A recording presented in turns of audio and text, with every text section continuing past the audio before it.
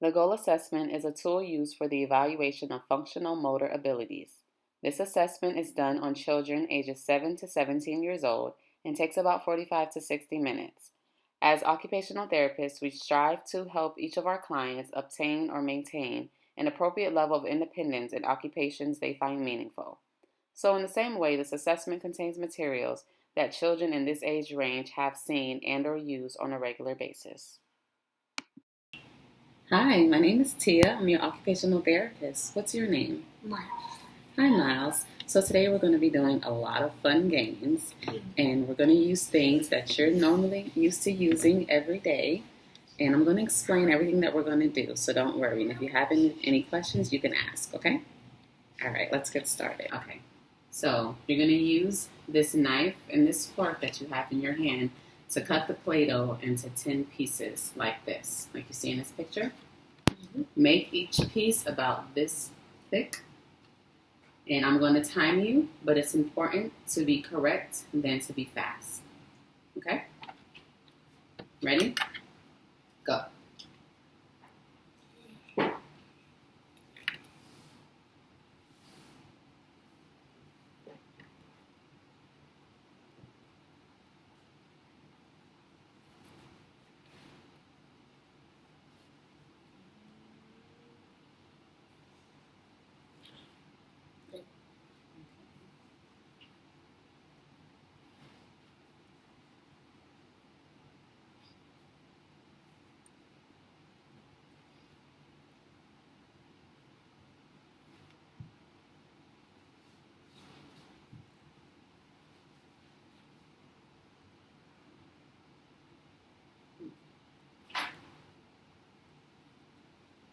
Okay.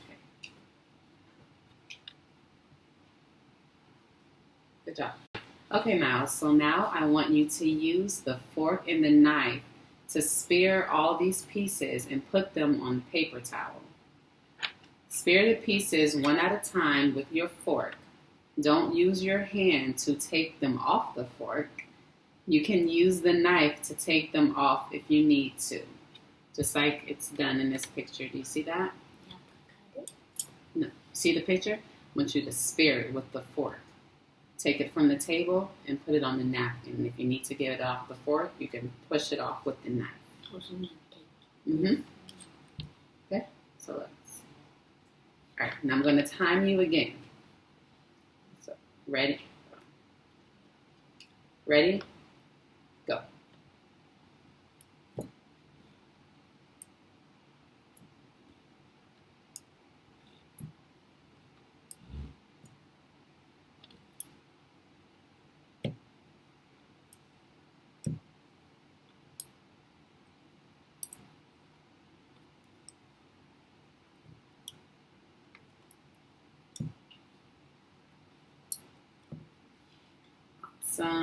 Good job. Okay, Mouse, so now we're going to scoop water into your spoon from the full cup. Sip out of the spoon, but don't sip all of it. Leave some water in the spoon. Then dump the rest of the water in the spoon into the empty cup without spilling any water, just like it's done here in the picture. Do this 10 times. I will count out loud to help you keep track of how many scoops you have done. Ready? Go.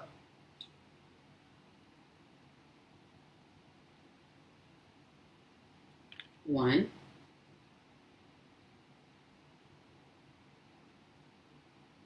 2,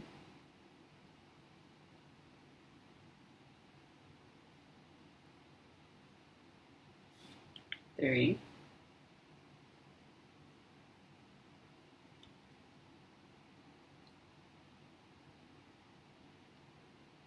4,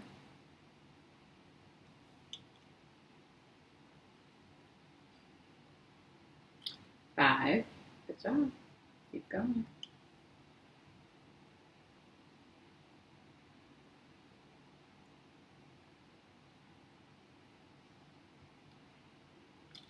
6,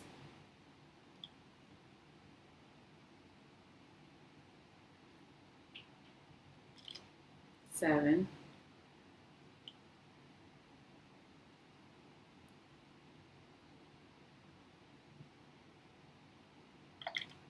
8,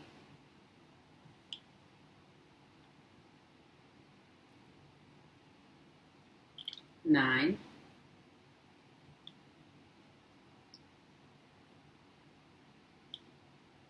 10.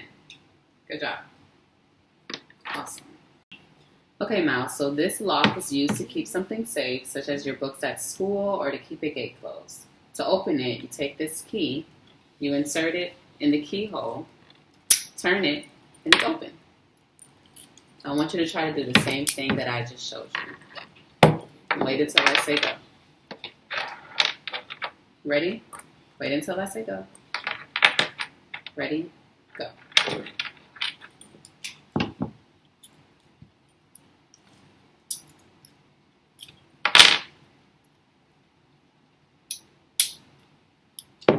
Good job. That was fast. All right, Miles, so the next thing we're going to do is use this lock. Here is another kind of lock. You open it by turning the dial so the right numbers line up with this mark at the top, this red mark. This lock has a combination of 32, 2, and 12. First, you turn the dial to the right so you pass 32 3 times and then stop at 32. So we're going to turn it to the right. 1, 2, 3,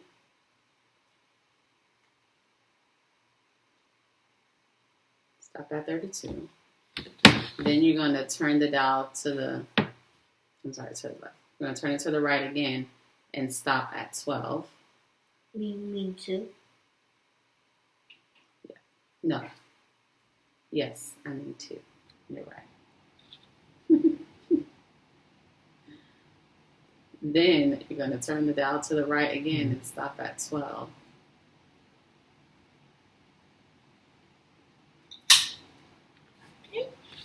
Okay.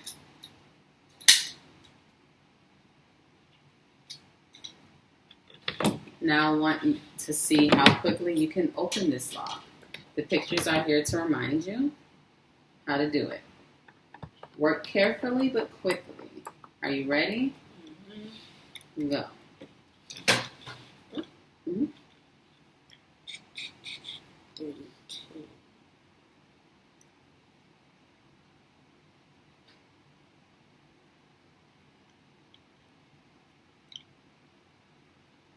One.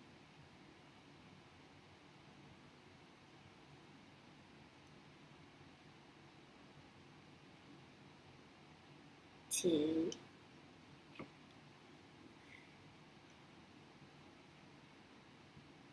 3. Now go to 32.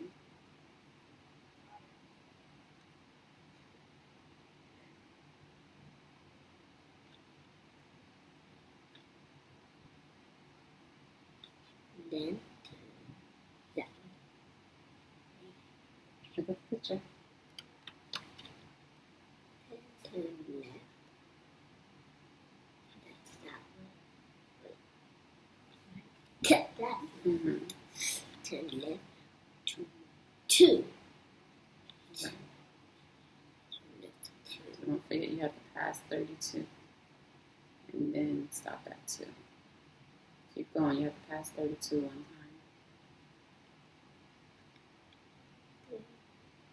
1. There you go. And stop at 2. Wait. And then what's next? 2. Then go to 12. Wait. Turn right. Turn right. Go to 12. Stop at 12. Yep.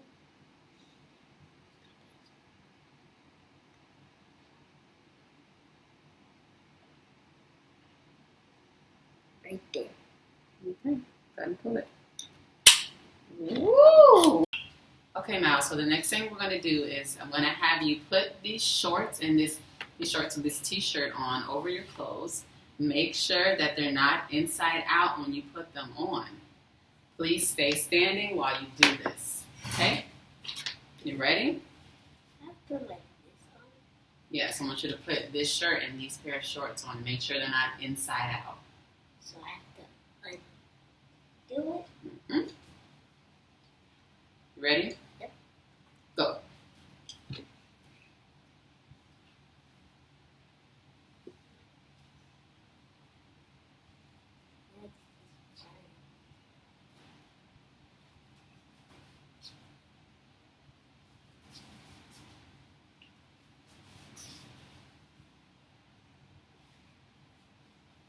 That's all right. Inside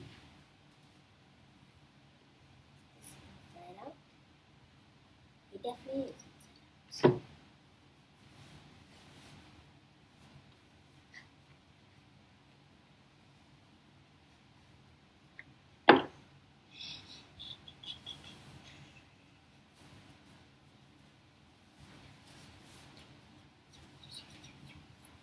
Okay, good job. Okay, so Miles, now I want you to take off the shirt and the shorts and put them both back on the table. And stay standing while you do this as well. Ready? Inside out or just Just put them back on the table. Ready? Go.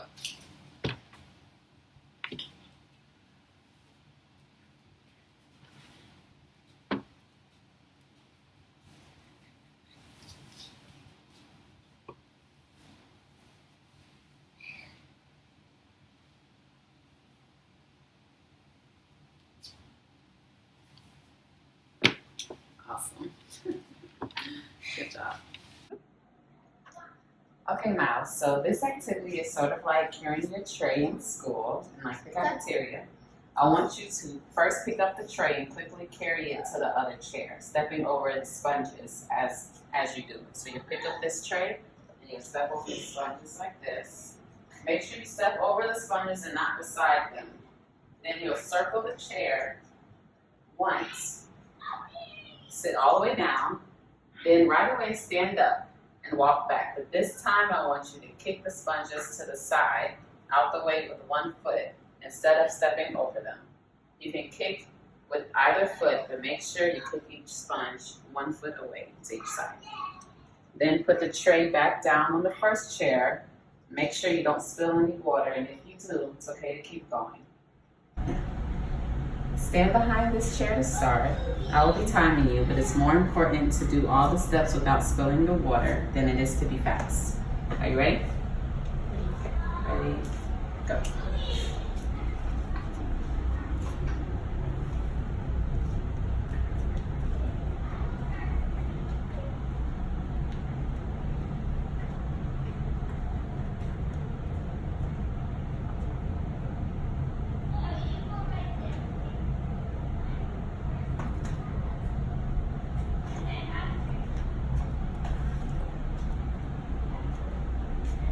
Nice job. Now for the scoring portion of this assessment. Due to the nature of this assignment, I only assess Miles using utensils and locks for fine motor, as well as clothes and tray carry for gross motor. However, in order to complete the form in its entirety, I randomly scored the remaining activity items, including paper box, notebook, and ball play.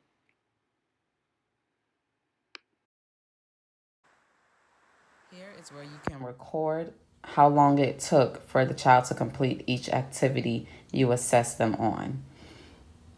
For example, for cutting, Miles completed this activity within the time frame of 31 and 60 seconds. For scooping, he completed it within the time frame of 46 and 120 seconds. In order to get a 1, each child must complete each activity within one of these sections that are under the basic steps. Bonus steps are completing it in the faster, shorter time frame. Now we will flip over from performance record to progress chart. Here is where you circle in green all the steps that they have passed and where you circle in red all the steps that they have failed. So, for example, Miles completed cutting in 31 to 60 seconds. So that would be U1 through U2. So in green, I will circle U1 and U2. he didn't complete U3. So in red, I will circle U3. Next, we will gather the sum of the past steps for the fine motor and gross motor. 1 point is for each past step and 0 points are for each failed step. So we would just add up the steps in each row, put it in this corresponding column, and get the total score at the bottom for fine motor as well as gross motor. Now that we have both raw scores for the fine and gross motor, we will add them together, 22 plus 20, and that will give us 42. In order to find the standard scores, we will refer to the raw score to standard score conversion table on pages 90 to 100 of the manual. There you will need the chronological age, as well as the raw score for fine and gross motor in order to find the corresponding standard score according to the chart. For Miles, his fine motor standard score was 128 and his gross motor was 123. After we obtain the standard score from the raw score to standard score conversion table, we will also obtain the percentile rank, which will be in the parallel column next to the standard score. Next, we will find the range for each standard score in relation to a 95% confidence interval. According to the chart at the bottom of pages 90 through 100, the fine motor confidence interval of 95% has a confidence value of 10. That means that we will take 10, subtract it from 128, which will give us 118, and also we will add it to 128, which will give us 138. For gross motor, it's 11. So we would subtract 11 from 123, which will give us 112, and we will add 11 to 123, which will give us 134. Now that we know our range of 118 to 138 and 112 to 134, we will use the confidence interval table to determine the descriptive range, which for these two scores would be above average, because in order for it to be above average, it has to be greater than or equal to 116. Lastly, we will take the fine motor standard score of 128, chart that right here, and take the gross motor standard score of 123, chart that right here, and draw a line. Our last step for this first page would be to complete the goal progress score. In order to do that, we will go to page 101 of the manual and use the total raw score to progress score conversion table. There we will take the total raw score of 42 and find that on the chart and chart the corresponding progress score, which for Miles which would be 587. Now that we know the goal progress score of 587, we will chart that on the progress chart. We will use a ruler and a pencil, find 587 up here, which would be like around here. Take a ruler and draw a line down with a pencil, draw a vertical line down. Now we want to establish a progress range, so we will subtract 50 from 587, draw a dashed line, and we will also add 50 to 587 and draw a dashed line. Next, we will draw a box around all the failed steps to the left of the dashed line for unexpected failures, such as this one and this one. And then we will draw a box around all the green circles to the right of the dashed line for unexpected successes, such as this one. To complete the intervention target portion of the scoring sheet, we will draw a red circle around any row that had an unexpected failure, such as P8, which was folding, as well as T3, which was mobility for tray carry. We will also draw a green circle around any row that had an unexpected success, which was dressing.